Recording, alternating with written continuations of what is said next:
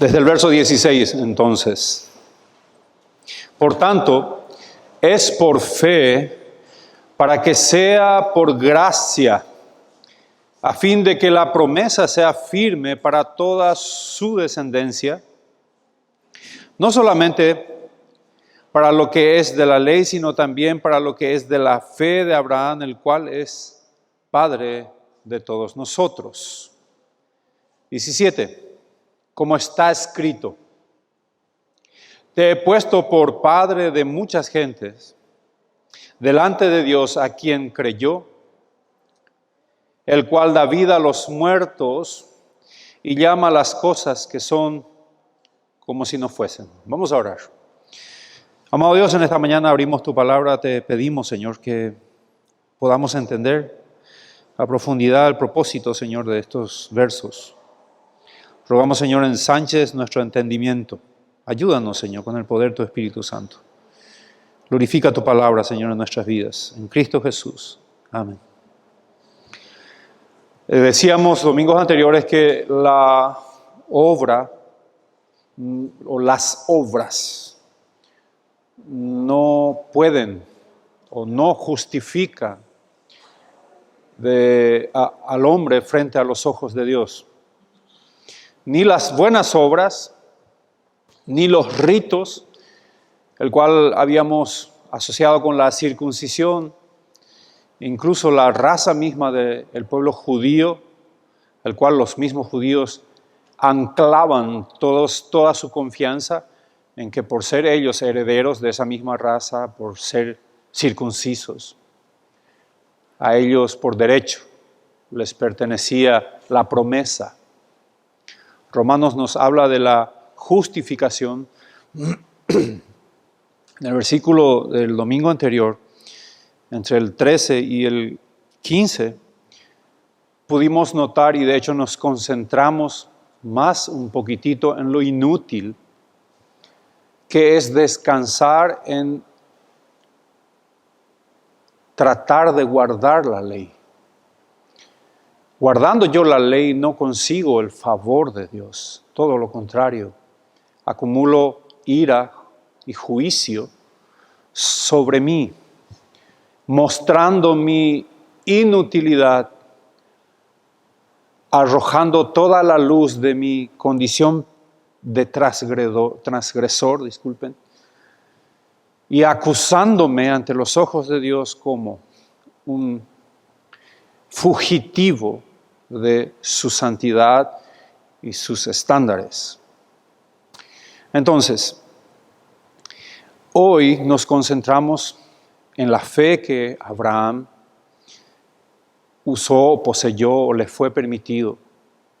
Y, por supuesto, asociado a la gracia, en el cual vamos a explayarnos. Dios cuenta la fe del creyente como justicia, a fin de que la salvación sea por gracia.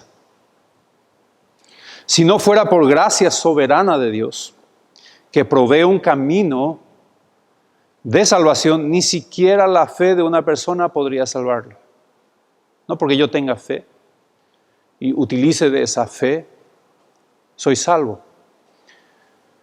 George McDowell suele poner algunos ejemplos de que hay hombres que sinceramente depositan su fe en un florero y hacen todo lo que humanamente se pueda para que en ese florero descanse su fe y nadie discute. Pero no porque sea sincero, mi fe en ese florero me puede redimir o salvar. No es el punto, el asunto de la fe. La fe no es simplemente otra obra, otra forma de una obra humana, que a lo largo de la historia podemos ver que hubo mucha confusión entre los teólogos, incluso divisiones sobre que si la fe forma parte de la obra redentora o no. La fe no es simplemente otra forma humana. El poder de la salvación o justificación se encuentra en la gracia de Dios, no en su fe. la fe de cualquier hombre. No porque yo tenía fe soy salvo. No ese es el objeto de mi salvación. Estamos en una introducción al cual nos posicionan los dos versículos. Es decir, la fe de Abraham, o la fe que tuvo Abraham, no fue justicia en sí misma. ¿Se entiende el punto? No porque él creyó, sencillamente es justificado, sino que le fue contada como justicia esa fe, que es sobre la base, esa fe sobre la base de aquel que se encargaría por sí mismo de proveer en su gracia para todos los creyentes. Para todos los creyentes en todas las épocas, incluyendo también a Abraham, incluyendo la nación entera de Paraguay, incluyendo IBG, todas sus épocas o todas las épocas. Es una justicia que ellos, los judíos, los poseedores de la promesa, entre comillas, y también de la ley, de ninguna manera podrían o podrán alcanzar por propios medios o logros. La gracia es el poder divino que trae justificación al hombre. A fin, dice el versículo 16, que la promesa sea firme para toda su descendencia. Pablo en esta porción se está refiriendo, cuando habla de descendencia, a la descendencia espiritual. No se está refiriendo a la descendencia sanguínea o de un pueblo o una nación, una etnia, en este caso los judíos específicamente. No es una descendencia física. El apóstol sigue diciendo, no solamente para la que es de la ley, los judíos, y está hablando otra vez de la promesa por la fe en la gracia, sino también para la que es de la fe de Abraham, el cual es Padre de todos nosotros. Y cuando nos referimos a Padre de todos nosotros, nos referimos a todos, vos y yo. ¿En qué sentido va a ser Padre nuestro si nosotros, Padre nuestro como heredero, digamos? ¿Qué tengo yo por ascendencia para ser un heredero de Abraham? Evidentemente no se trata de lo físico. Evidentemente se está apoyando en su decisión de fe, en su actitud, en su predisposición, que estaremos viendo a medida que avancemos.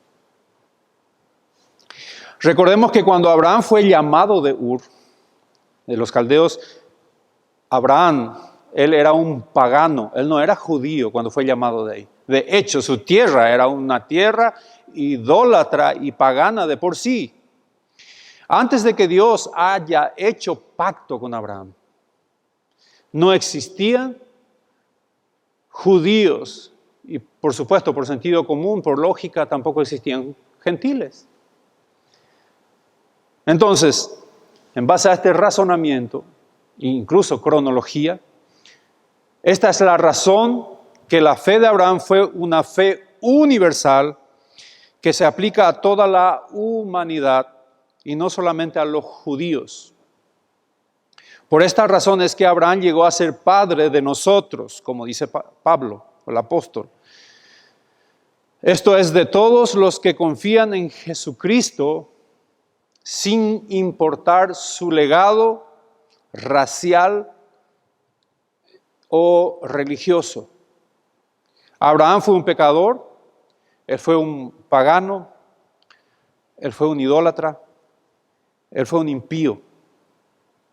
Como cualquier hombre que podamos conocer que vive sin Dios. Él seguramente por tradición se sujetaba y adoraba a los dioses que su cultura, sus padres y su contexto, contorno, lo obligó a adorar. De allí Dios lo llama. Allí estando en ese lugar, Dios lo invita y hace un pacto con Abraham.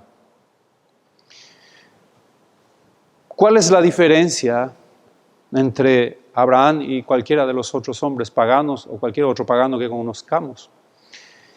Que Abraham no confió en sus propios esfuerzos. Abraham, como un prototipo espiritual de todo creyente genuino.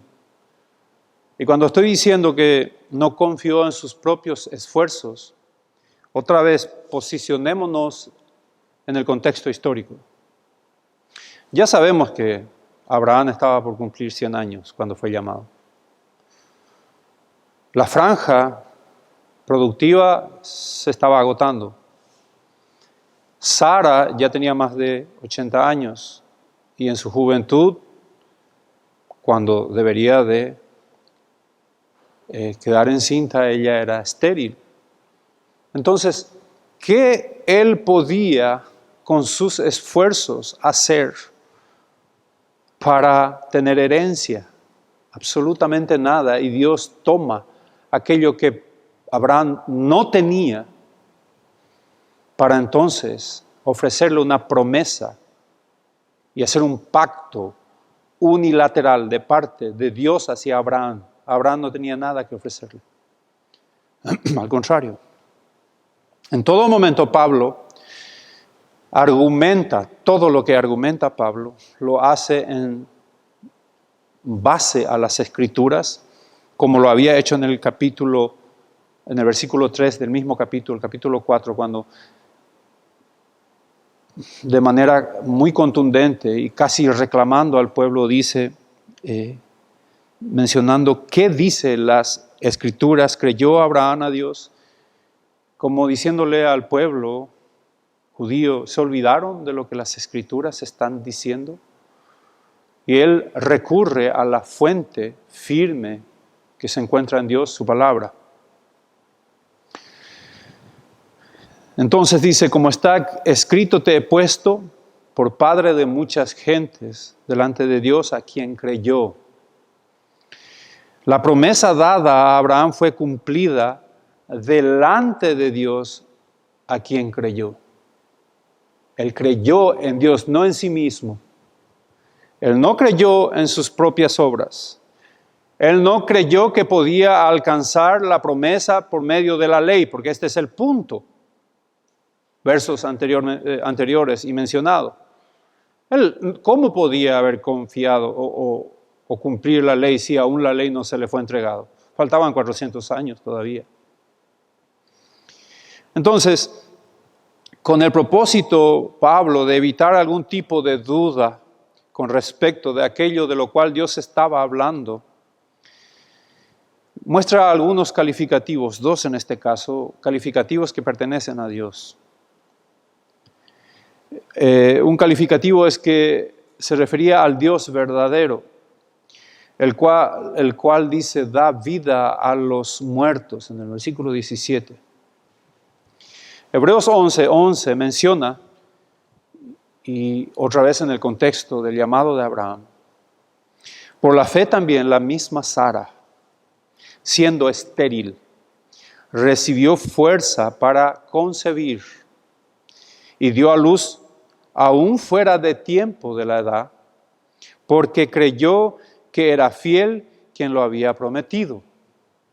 Por lo cual también de uno, y ese ya casi muerto, está hablando de Abraham, salieron como las estrellas del cielo en multitud y como la arena innumerable que está a la orilla del mar. Punto 2. Se refiere al poder de Dios. Llama a las cosas que no son como si fuesen. De vuelta a Hebreos capítulo 11, verso 3. Por la fe entendemos haber sido constituidos el universo por la palabra de Dios, de modo que lo que se ve fue hecho de lo que no se veía.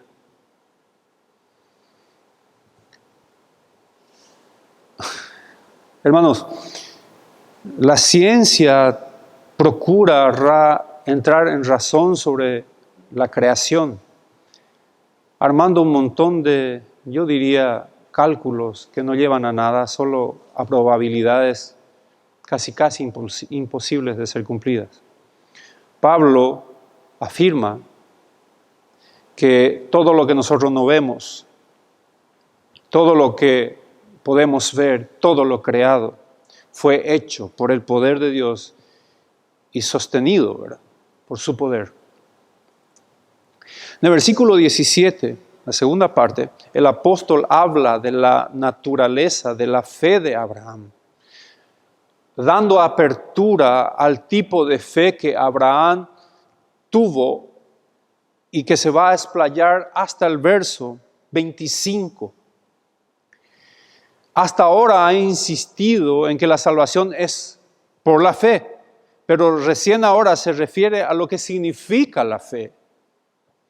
Ningún otro pasaje de las Escrituras dicen con tanta claridad que la fe es plena confianza en la promesa de Dios a pesar de todas las dificultades en contra. En el sentido pleno de la oración es este: Abraham es nuestro padre a los ojos de aquel en quien creyó. Y cuando decimos que él creyó, y no significa de que Abraham no se haya encontrado con dificultades, te invito a que leas capítulo 15 de Génesis, 1 o 2 capítulos antes y 1 o 2 capítulos después. Te vas a dar cuenta que Abraham se encontró con un montón de dificultades para sostener su fe. El creer no significa que nosotros no nos vamos a encontrar con dificultades. El punto que vas a poder notar en Génesis 15 es que en ningún momento Abraham permitió que la duda se instale en su corazón y en su mente. En todas las dificultades que él encontraba, él permanecía confiado en la promesa que Dios le había hecho. El que era no solamente poseer una porción de la tierra, sino que poseer el mundo. ¿Se acuerdan del término? Y cuando hablamos del mundo, por favor, trata de extender tu imaginación o tus datos, si es que tenemos algunos, hasta dónde ha llegado ya el Evangelio y cuántos hermanos tenemos en el mundo entero. Somos herederos por fe, y en este sentido, Abraham es nuestro padre con nosotros, dice Pablo. El escritor de Hebreos, refiriéndose a la fe, expresa la misma certeza por medio de una redacción mucho más concisa y sencilla.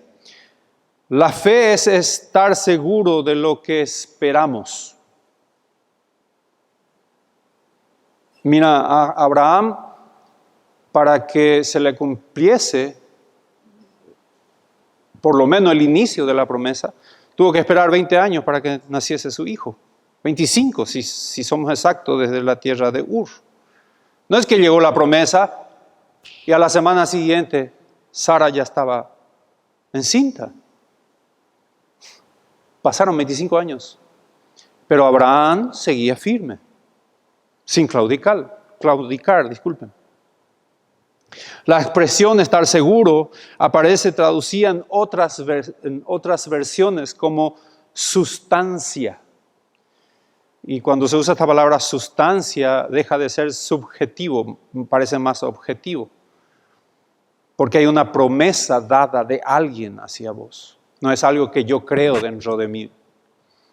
Y en cuanto a fe en este sentido, el Señor está siempre prometiendo sobre la base de su palabra, y nuestra fe descansa en la promesa de su palabra. Voy a poner un pequeño ejemplo. En este momento el mundo entero confía en Dios de que van a ser sanados de sus aflicciones. Llámense la plaga esta que azota al mundo, que estoy seguro Dios tiene un propósito. Pero en ninguna parte de las Escrituras, en ningún punto de las Escrituras, mencionan de que vos vas a ser sano, no de de esta enfermedad, sino de cualquier otro tipo de enfermedad. En ningún punto de las Escrituras dice eso. Pero sí las Escrituras mencionan y sostienen que o estando vos enfermo o enferma, o estando vos sano o sana, el Señor te va a bendecir sea cual fuese la circunstancia. Eso sí es bíblico. Entonces, eso sí es objetivo. El resto es subjetivo. Ok, fe, hasta acá. La expresión estar segura aparece, traducida en otras versiones por la palabra sustancia, había dicho. Una traducción lo formula de esta manera. La fe es el título de propiedad de las cosas esperadas. Interesante forma de ver. Ya el título está en tus manos. Cuestión de tiempo y la propiedad se te va a entregar. Así actúa la fe que Abraham, o la fe que operó en Abraham. La fe no es una cualidad oculta, no es una cualidad que inverna. Es una fe que está ahí como un oso durmiendo, esperando que llegue el momento florido de la primavera y se despierte. La fe es activa, mi querido. La fe opera, la fe produce, la fe empuja, la fe arrastra, la fe toma decisiones. No es pasivo o pasiva es la palabra. Abraham tomó una decisión en base a su fe. No estuvo como un oso en invernación esperando que llegue la promesa para actuar. No, en base a la promesa, él actuó. Por supuesto, esto nos llama a analizar nuestra fe.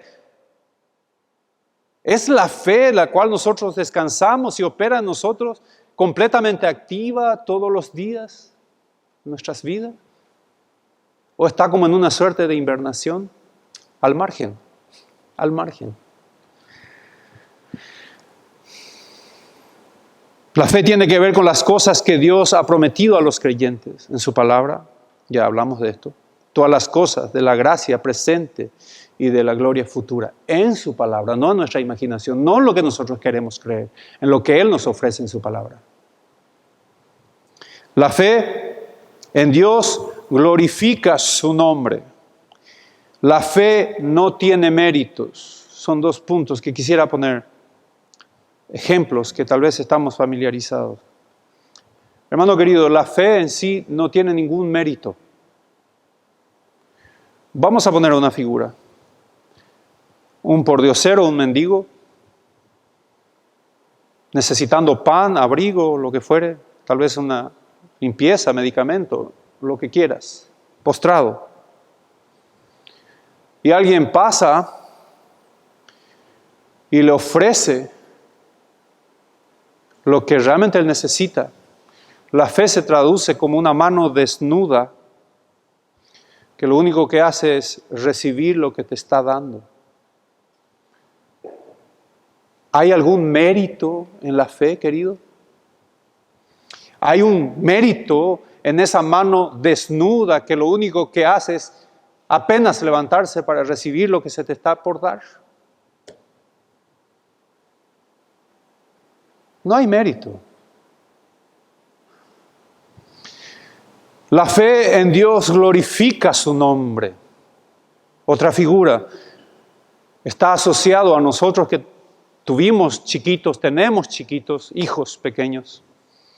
Y el ejemplo es este: cuando estamos en la piscina, la parte más profunda, casi todos los papás hicimos esto. Y le decimos a nuestro hijo, tírate, él está en el borde, en la parte firme, fuera del agua. Vos estás hasta acá. Y le decís a tu hijo, a tu hija, tírate. Vení con papi. Y toda la piscina llena de gente. La criatura no analiza la profundidad de la pileta o la piscina. El niño no analiza de que si por alguna razón no es abrazado por el papi, se vaya al fondo y sus pulmones se van a ahogar y finalmente morir por falta de oxígeno, o se puede golpear o traumar por un susto. El niño la niña, con apenas 3 años aprendiendo a caminar y entendiendo la voz del papá, él va detrás del papá y se tira a los brazos del papi. No mide las consecuencias. Él confía en la capacidad absoluta de su papá de recibirlo en sus brazos. Ahora, el espectador o los espectadores ahí en la pileta se sorprenden y estoy seguro que la gloria lo lleva al papá. Porque el hijo confía plenamente en lo que su papá es capaz de ofrecerle. Y cuando más complicado es el tramo en el cual yo debo lanzarme en los brazos de papi, mayor es la gloria del papá. Entonces, en cuanto a la fe, no hay mérito alguno en la fe. Y toda la fe que un hombre pueda ejercer no es para sí, es para gloria de Dios. La misma gloria que pudimos ver en la dificultad de Jehová redimiendo a su pueblo Israel de una esclavitud de 400 años y toda esa historia bíblica que de repente pasamos desapercibido porque parece más para niños que para adultos, es la mano poderosa de Dios operando en su pueblo bajo el pacto y la obediencia. Gracia, que es el punto donde nosotros vamos a ir entrando ahora. La fe no tiene méritos. Cuando hablamos de Dios como aquel que da vida a los muertos, en el versículo 17 dice: te he puesto por padre de muchas gentes, delante de Dios a quien creyó, el cual da vida a los muertos. Tenemos ejemplos en el Antiguo Testamento de resurrecciones hechas por Dios. Tenemos ejemplo de resurrección en el Nuevo Testamento. Hay 3 o 4 posibles puntos en el cual el escritor está pensando. Voy a decirlo rápidamente. Pablo puede estar pensando en el milagro que se obró en el cuerpo de Abraham y de Sara en concebir un bebé, a fin de cumplir sus propósitos en cuanto a la promesa. O posiblemente está pensando también en el relato cuando Abraham toma a su hijo único, Isaac, y él va decidido, no especulando, él va decidido en fe en sacrificar a su hijo. Y vimos el domingo pasado que el libro de Hebreos nos menciona que Abraham de alguna manera comprendió, entendió y creyó en la resurrección y probablemente vio a nuestro Señor Jesucristo, no sabemos los detalles, y él tal vez pensando en que iba a levantar a su hijo Isaac de la muerte, toma esa decisión. Con seguridad, también en base a Hebreos 11, 17 y 19, estamos seguros que Abraham estuvo pensando en la resurrección de nuestro Señor Jesucristo. Vean, investiguen Hebreos 11, 17 al 19. Algunos piensan de que estuvo refiriéndose a los gentiles cuando resucitaron todos y aquellos huesos tomaron tendones, carnes y Dios dio vida a aquello que estaba muerto en Ezequiel 37, todo el capítulo. Sea que pensemos en la muerte física, en términos físicos, o pensemos en la muerte en términos espirituales, Dios es aquel que da vida a los muertos y de esto no podemos dudar. Cualquiera sea la forma de ver, llama a la existencia a las cosas que no llama a la existencia, me corrijo, a las cosas que no existen. He visto a adolescentes, he escuchado a adolescentes quejándose contra el papá en un espíritu fuerte de rebeldía. Yo no te pedí nacer. ¿Han escuchado ese tipo de? basofias en el lenguaje de los jóvenes, siendo que la vida es un regalo que Dios nos ha dado, no nosotros existiendo. Parece claro que a la referencia en cuanto a dar vida de lo que está muerto, es la creación del mundo entero, y esto también aplicado al acto de llamar a la salvación a un pueblo que no existía. Israel como pueblo nunca existió. Sencillamente Jehová decidió formar un pueblo para sí mismo. La peor de las razas, el corazón más duro, el corazón más rebelde, y Dios lo amó y lo hizo su nación escogida. La palabra llamar que estás viendo ahí prácticamente es un término técnico para indicar la iniciativa de Dios en la salvación. Él llama a la vida. Un comentarista llamado Morris dice lo siguiente: los justificados no traen nada, están muertos, como los que no existen. Pero por un llamado creador de Dios, produce en ellos nueva vida.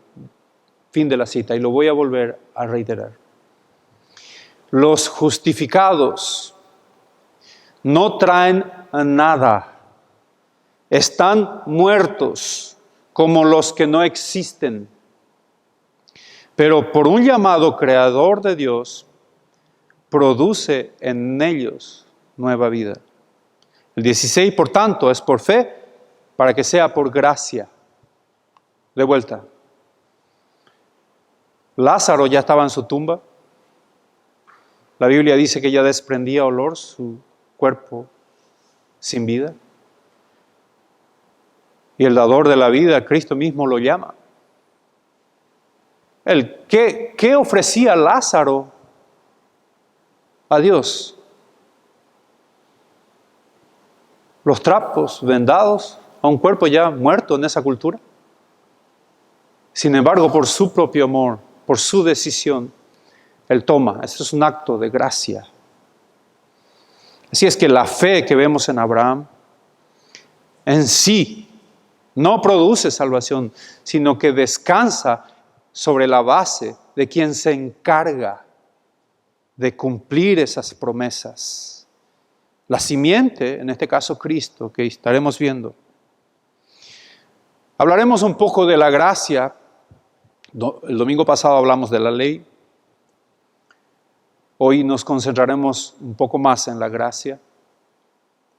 Gracias versus ley. Decíamos que obedecer la ley produce o grandes fracasados, finalmente postrados a los pies de Cristo, porque entienden que no pueden cumplir, o produce arrogantes olímpicos que creen agradar a Dios, pero que al final también terminarán postrados, entendiendo que son inútiles. Gracia. Se usa términos del Antiguo Testamento o del Nuevo Testamento para investigar cuál es la palabra, porque hay una palabra gracia que nosotros usamos en nuestra cultura, pero en los términos bíblicos, si yo quiero saber cómo se usaba la palabra gracia, debo de recurrir en el lenguaje del primer siglo, en el cual se escribieron todo lo dicho en griego, helénico, en ese entonces. Cuando yo tenga todos los términos, entonces recurro al hebreo antiguo del Antiguo Testamento, que fue finalmente traducido al griego también, y hago una conjunción de los términos y trato de aplicar al uso de la cultura también en aquel entonces, para yo entender cuando alguien dice gracia, qué es lo que estaba queriendo decir. Entonces, vamos a un pequeño tiempo de investigación. En el Antiguo Testamento la palabra que se utilizaba era chen, C-H-E-N, chen. No sé si se pronuncia así, pero doy ese dato para que lo puedas investigar y comparar. En la cultura hebrea, en el Antiguo Testamento, la palabra se usaba indicando el favor que una persona podía recibir de los superiores directos a él. Por ejemplo, en Génesis 39:4, refiriéndose a José, dice las escrituras, y así José halló gracia a los ojos de Potifar. Y ustedes conocen el contexto histórico. Potifar le agradó José, sencillamente porque encontró gracia.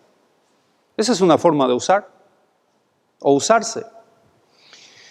También vemos en el libro de Ruth, cuando Ruth estaba delante de Booz, y en el capítulo 2, verso 10, dice, ella, Ruth, estando ella entonces, bajando su rostro, se inclinó a tierra y le dijo, ¿por qué he hallado gracia en tus ojos para que me conozcas, siendo yo extranjera?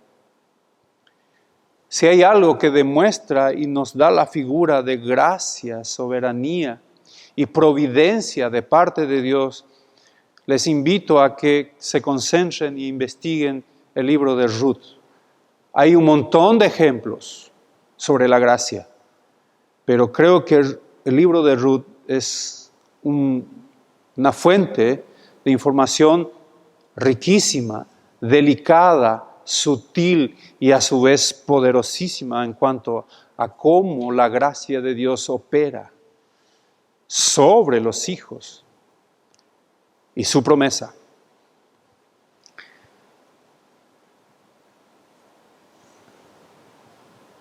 La misma voz en hebreo vemos cuando se refería a un atributo tal vez físico o algún tipo de atributo intelectual, no sabemos.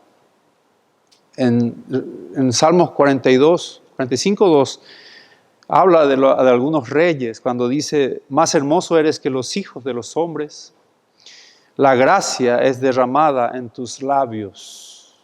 Es una forma de usarse. Antiguo Testamento. En el Nuevo Testamento ahora, y volvamos la idea es encontrar el significado de la operación de la gracia divina en las Escrituras. La palabra es charis o caris, de donde nuestra palabra nace carisma, o carismático, o carismática, una persona lleno de gracia, lleno de talento, lleno de encanto tal vez. Y decimos, es un hombre muy carismático. Esa es una mujer muy carismática. Está lleno de gracia, está lleno de dones. Humanamente hablando, en términos seculares, charis entonces decía agradecimiento, atractivo, favor, don o sencillamente un beneficio. En el Antiguo Testamento, el favor de una persona con mucho poder o autoridad a alguien que se le estaba pidiendo y era concedida por esta persona de mucha autoridad, sin estar obligado, es la figura que nos muestra. Necesito el perdón del rey o la absolución del rey, y el rey se lo da sin estar obligado a hacerlo. Al contrario, estaba obligado a castigarlo, sin embargo, él lo perdona. Eso es gracia. La gracia se presenta en las escrituras no solo como un favor, sino también como una potencia, como una fuerza, digamos, llegando a ser Dios obrando libre y poderosamente en bien de los hombres que nada merecen, al solo impulso y deseo de su propio corazón. Hermanos, cuando empezamos a razonar sobre estos datos, porque estos son datos, estoy seguro, o por lo menos ocurre en mi mente, lo asocio con mi propia vida.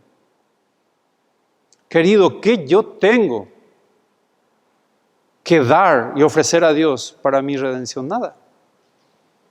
Sencillamente entiendo de que alguien pagó mi culpa y extiendo mi brazo. Y no hay gloria absoluta en eso, nada. En su gracia Dios pone en movimiento, decíamos, todos los recursos de su ser para lograr el plan de la redención, desde el designio eterno de la Trinidad allá con el Dios trino, valga la redundancia, en orden al hombre, hasta la consumación de una nueva creación, hallando su máxima expresión de gracia en el don de su propio Hijo Jesucristo. Por tanto, el versículo 16 es por fe para que sea por gracia, a fin de que la promesa sea firme para toda su descendencia. Hermanos, a partir de acá vamos a ver algunos puntos donde la gracia se manifiesta, probablemente en el Antiguo Testamento, no es probablemente, que se manifiesta en el Antiguo Testamento, y probablemente esto va a refrescar cómo Dios operó en nuestras vidas por fe, mediante la gracia, y que finalmente la ley nos llevó a razonar de que somos inútiles y completamente destruidos como para siquiera hacer algo chiquitito que agrade a Dios. En el Edén, vamos allá al inicio de la historia bíblica. Por su desobediencia, el hombre rompió su relación esencial con Dios, ya que había sido creado a su imagen y semejanza para adorarle y servirle. En la porción de Génesis 3:8, y en esas profundas palabras que otra vez, algunas veces pasamos desapercibidos algunos relatos porque parecen más relatos de historia bíblica para niños que una enseñanza para nosotros, al cual debemos siempre sujetarnos. Vemos que el hombre caído se esconde de Dios, ¿se acuerdan? Él cayó y se esconde. Y a la par vemos que en ese mismo acto, Dios es el que se encarga de buscarlo a él. No es el hombre que busca a Dios. Ya el mismo tiempo que Dios analiza y juzga el pecado de Adán, Él también provee y viste de pieles bajo el sacrificio de esos pobres animales inocentes para cubrir el pecado de Adán. Esto es gracia manifestada a inicios de la caída del hombre. Vemos la promesa de Abraham en el capítulo 12 al 22 de Génesis, relatan el llamamiento de Abraham, cosa que ya estamos conociendo y muy familiarizados, dando protagonismo a la promesa en Génesis capítulo 12. Aquí la historia condensa toda la redención de la raza caída. La promesa se le da a Abraham, a su simiente, que finalmente llega a ser nuestro Señor Jesucristo. Todo lo que tuvo que pasar para que Dios cumpla su promesa, y lo ha hecho. Y lo sigue haciendo. Más tarde, según vemos en Génesis 15, Dios de su propia iniciativa, sin más condiciones que la necesaria actitud de sumisión y fe de parte de Abraham, confirma la promesa con un pacto unilateral de su propia iniciativa. No fue Abraham que salió de Ur a buscar a Jehová, fue Jehová que fue junto a Abraham en la tierra de Ur. Hermanos, no porque pertenezcamos a esta iglesia, no porque somos lo suficientemente buenos, no porque somos hijos, decíamos, de una familia cristiana, no porque somos lo suficientemente habituados a las costumbres piadosas de leer las Escrituras, venir con un traje a la iglesia y con mi Biblia del mayor comentarista actual, que no por eso yo soy un cristiano. Yo no tengo nada que ofrecer. Dios de su propia iniciativa me buscó. Dios de su propia iniciativa me rescató. Dios de su propia iniciativa ejecutó un plan de salvación por amor a mí, yo pecador. Y no fue que hoy se tropezó en el 2021, voy a salvarla hoy, no. Las Escrituras mencionan que hay un plan elaborado antes de la creación.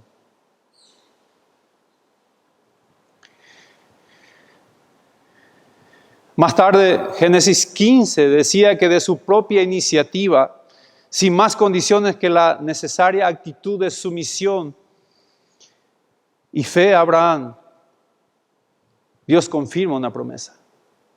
Y Pablo sostiene con un argumento cronológico que ya conocemos, este pacto es sellado 430 años después con los mandamientos dados a Moisés, no antes.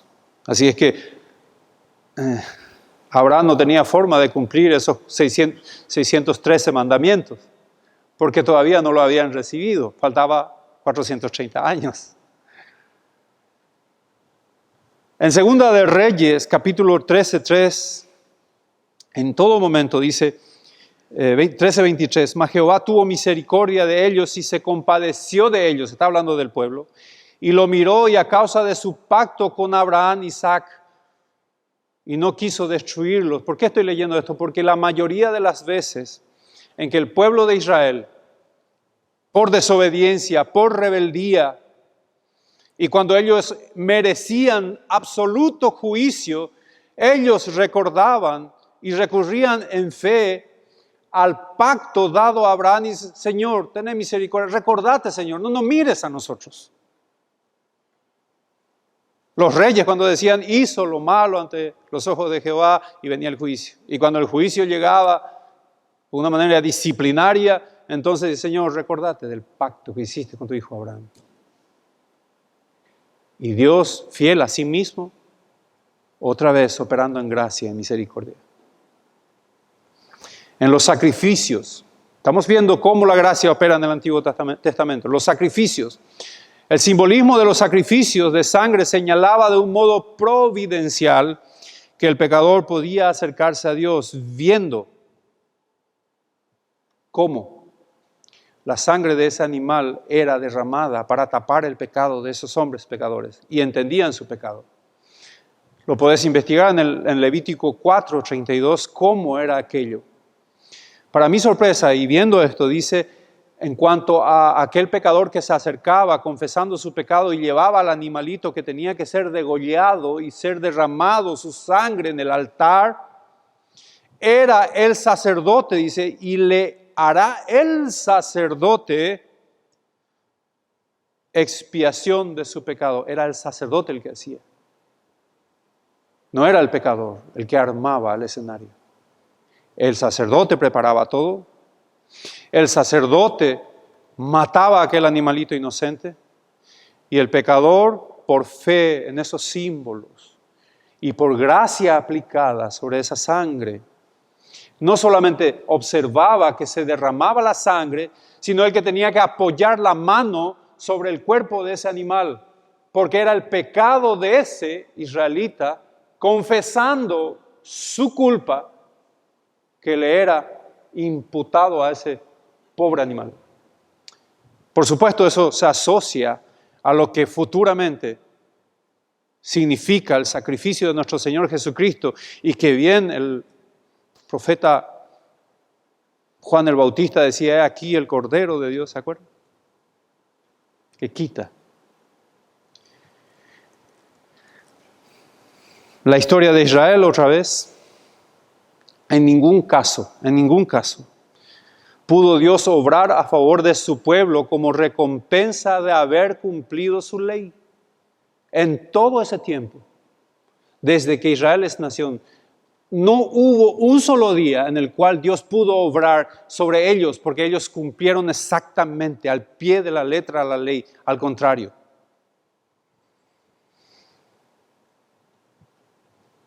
Incluso aquellos profetas reformadores,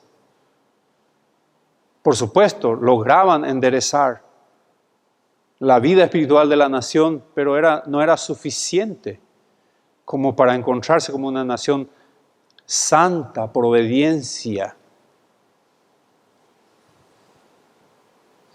La intervención más conocida de Dios en cuanto a Israel es de una obra de su pura gracia. Y vemos cómo Dios actuó en Israel cuando lo saca de los 400 años de cautiverio en Egipto, que no tuvo que pasar ni siquiera semanas o meses para que apenas eran liberados, ellos ya se estaban quejando contra su propio Redentor. Era gracia actuada en ellos. En la vida de los fieles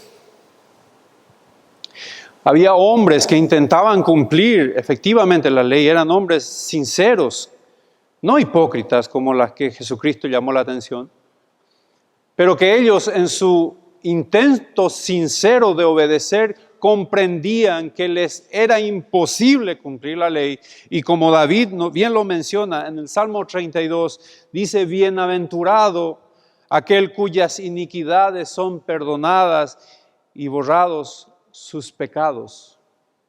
Y si tenía que haber alguien que entienda sobre lo inútil que es intentar cumplir la ley, era David.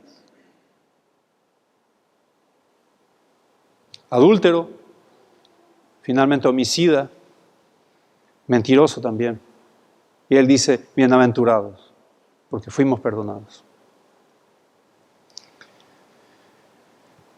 La gracia manifiesta en el Nuevo Testamento, por supuesto en la persona de Cristo.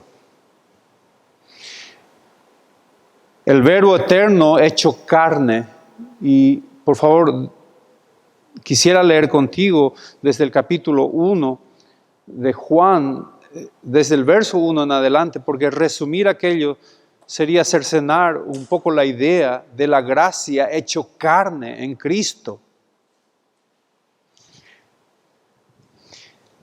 Dice Juan que Él era lleno de gracia, nuestro Señor Jesucristo, y de verdad.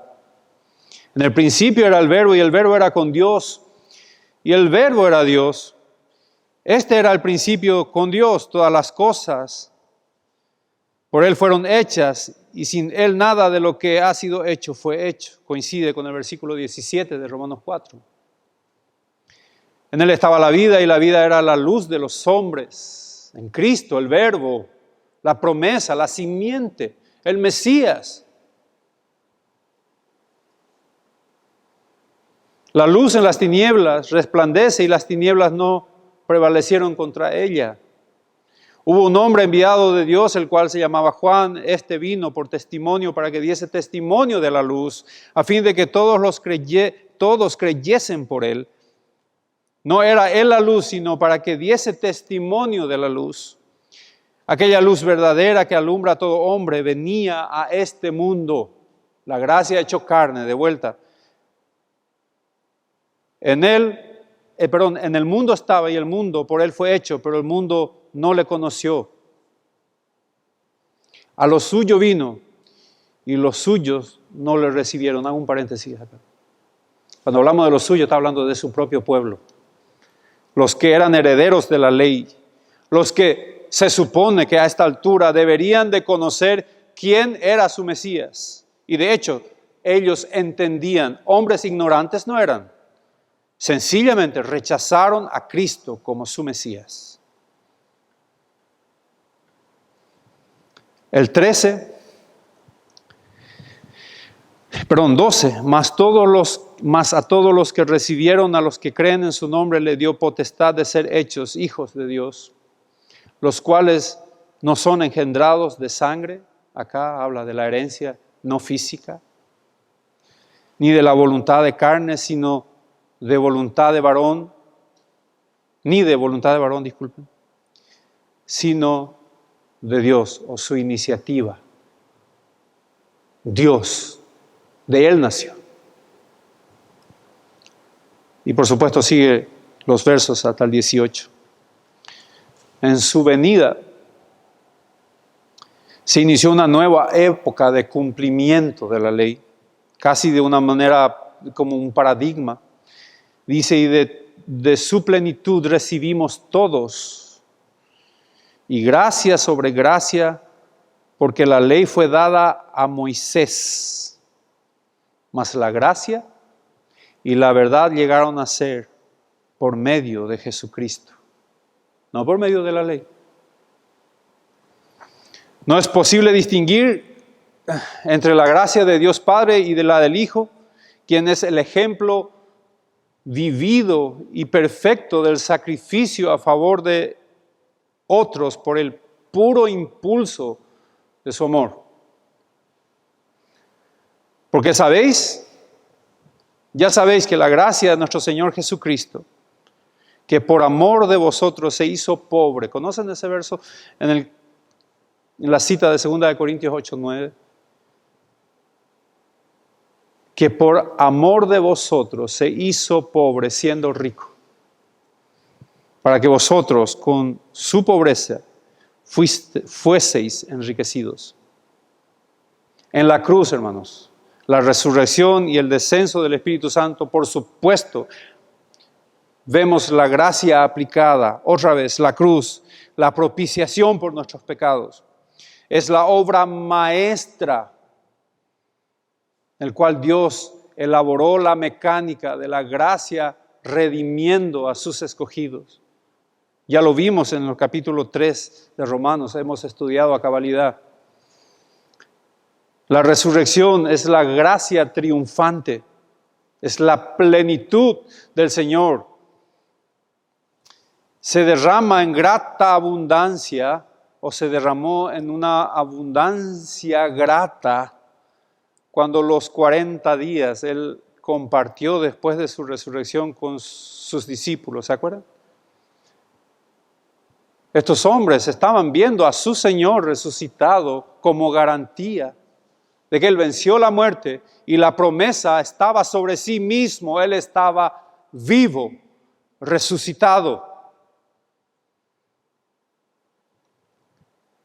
El descenso del Espíritu Santo tomando a los hijos.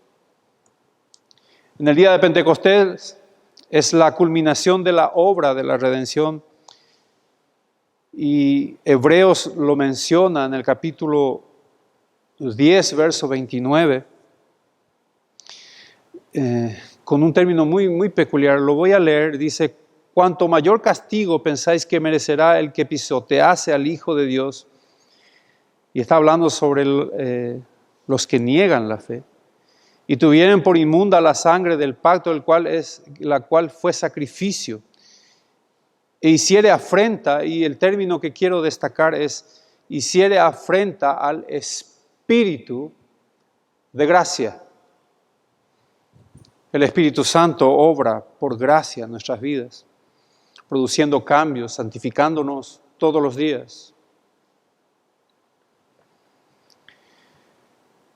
El alcance de la gracia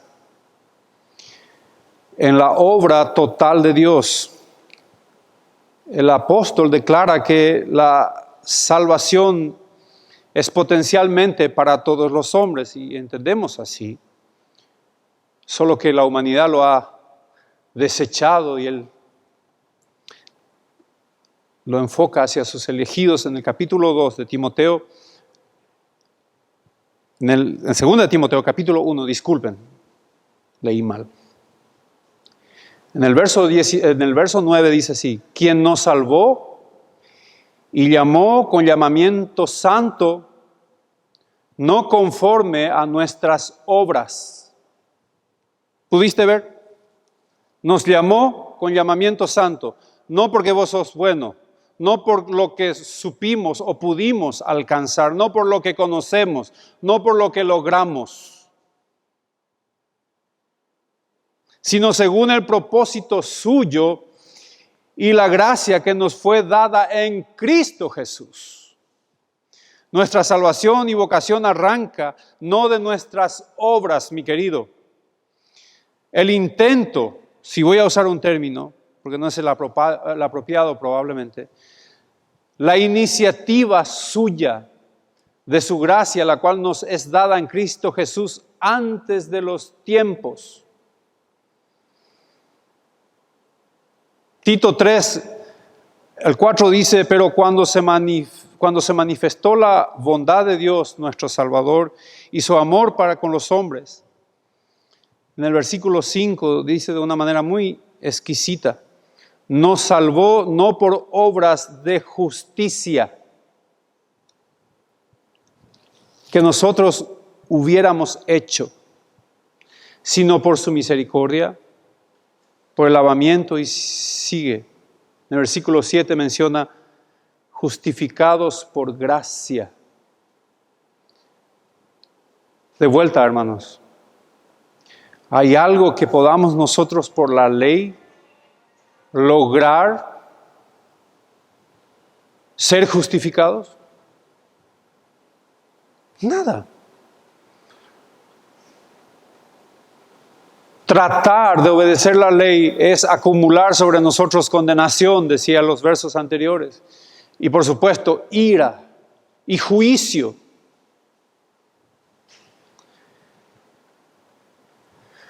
La gracia, en el caso del peor de los pecadores, el alcance de la gracia no ha de medirse únicamente por su extensión en tiempo, porque humanamente hablando, asociamos a la gracia desde seguramente Génesis hasta Apocalipsis.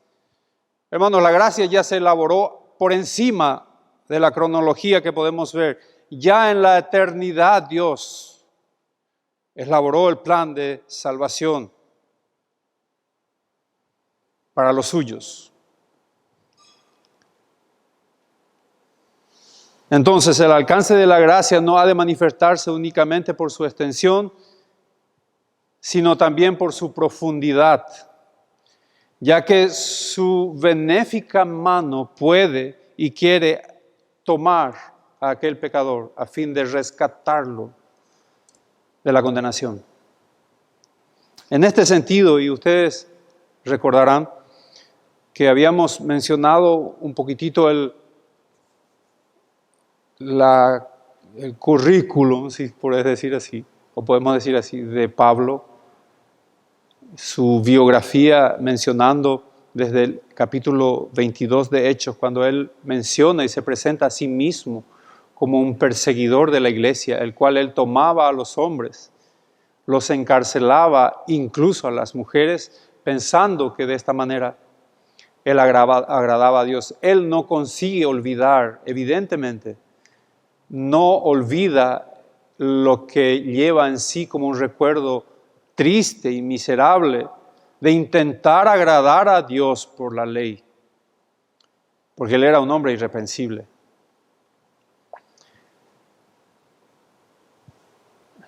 Pablo saca cierto consuelo de esa tragedia de Saulo de Tarso, al pensar que Dios le había puesto por ejemplo de las riquezas de la gracia divina. En 1 Timoteo capítulo 1 menciona de esta manera, la gracia de nuestro Señor fue más abundante. Cristo Jesús vino al mundo para salvar a los pecadores, de los cuales dice Pablo de sí mismo, yo soy el primero.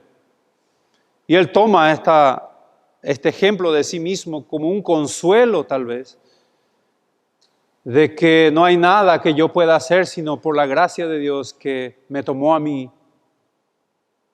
siendo yo un inútil, siendo yo descompuesto ante la santidad de Dios.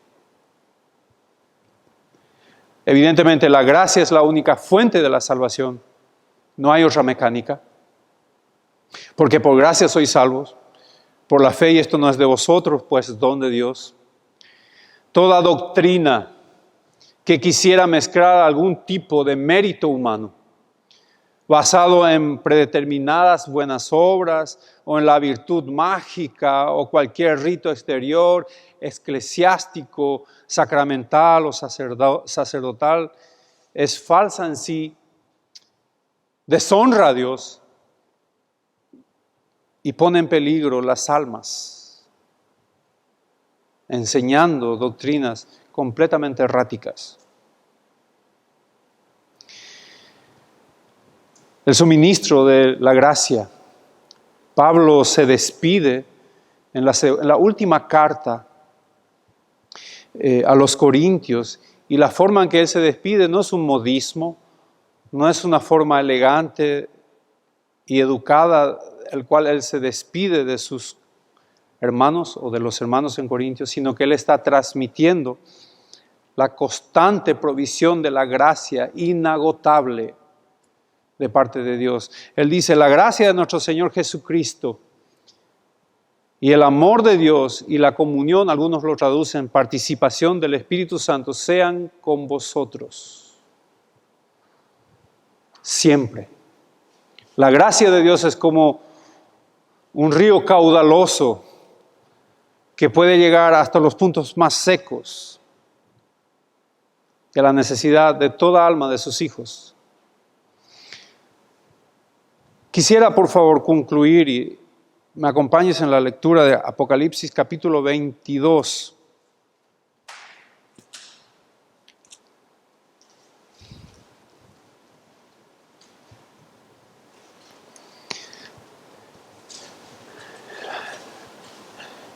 Solemos orar en las reuniones de oración cuando decimos, y solemos incluso repetir así, Señor, muchas gracias, estamos en este tiempo orando y recurrimos a tu trono de gracia. Solemos orar así siempre, o hay algunos hermanos que suelen orar. Y es un versículo que repetimos que está en Hebreos capítulo 4:16 y hace figura del trabajo sacerdotal de Cristo sentado en el trono. Entendemos lo que implica la gracia, entendemos que nuestra fe se fortalece y tiene predominancia en la gracia, pero cuando vemos trono, no es que alguien se sienta en una silla sencillamente porque quiere sentirse cómodo. Cuando la Biblia usa la palabra trono, en este caso aplicado a Cristo, Él está hablando de su absoluto dominio.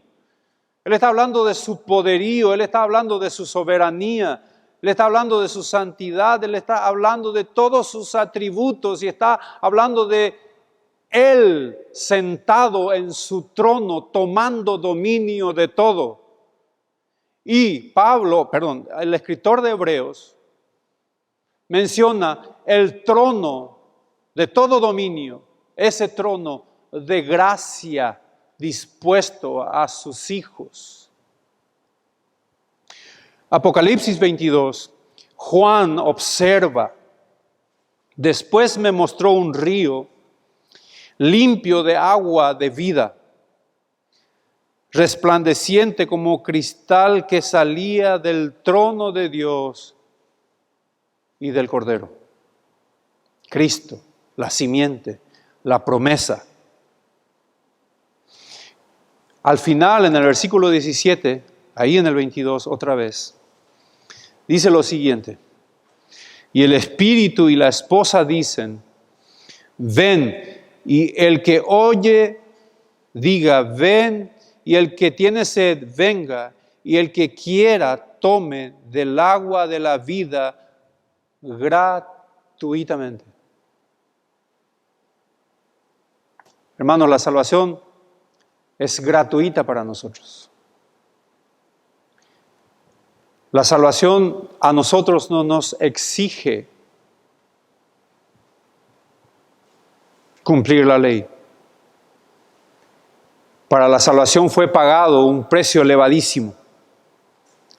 La vida entregada por propia voluntad, como iniciativa de Dios Padre, de Cristo, llevando sobre sí nuestros pecados, alumbrados y acusados por la ley, que se pone como un testigo de que no podemos cumplirla ni guardarla para agradar a Dios. La vida está como un río fluyendo, caudaloso, gratuito, en ese trono de gracia. Damos gracias al Señor, que no depende de nuestros esfuerzos. Sea la gloria de nuestro Señor, que no depende de la raza, ni en el país que hemos nacido para ser salvos. Depende de la iniciativa dada a sus hijos en Cristo. Vamos a orar. Señor, muchas gracias por tu palabra. Señor, muchas gracias. Porque nos miraste, Señor, y nos amaste. Nosotros, Señor, no somos capaces de guardar tu palabra. Al contrario, solo sabemos desobedecerla. E incluso si deseásemos cumplir, nos vuelve a nosotros arrogantes y descansamos en esos esfuerzos inútiles que salen de nuestro corazón. Señor, toda la ley es cumplida en Cristo. Señor, Cristo llevó sobre su cuerpo nuestras transgresiones. Él tomó por iniciativa, Señor, salvarnos. Su gracia está de manera inagotable a nosotros, sus hijos, por la eternidad. Te agradecemos, Señor. Te damos a ti la gloria en Cristo Jesús. Amén.